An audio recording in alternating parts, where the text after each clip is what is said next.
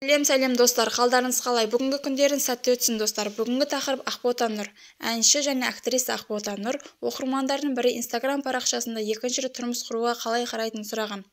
Өнер иесі жұпсыз өмір сүрудің бақытсыздық еместігін айтты.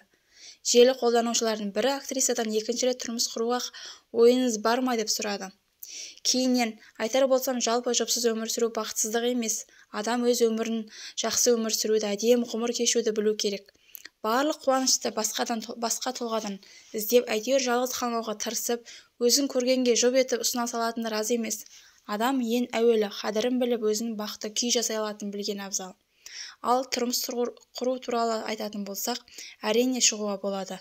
Алланың қалауымен келетін адамның рухани дүниесі кемел болып, азаматтығы мен адалдығын қатар дарып, кісі қадірін білсе екен.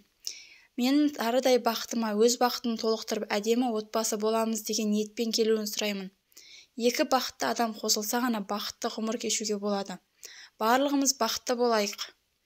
Бұл өмірде келген әрбір қыз баласы бақыттың, болашақтың иесі болса екен, жолдары болып, қадірін білетін алақанға қонса екен.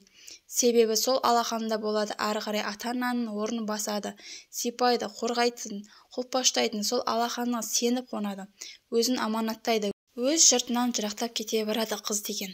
Қыз деген барлығымыз бақытты болуға лайықтымыз. Екінші рет тұрмыс құруға қорықпаңыздар. Тек біз бақытқа лайықтымыз, деді Ақбота Нұр Instagram парақшасында.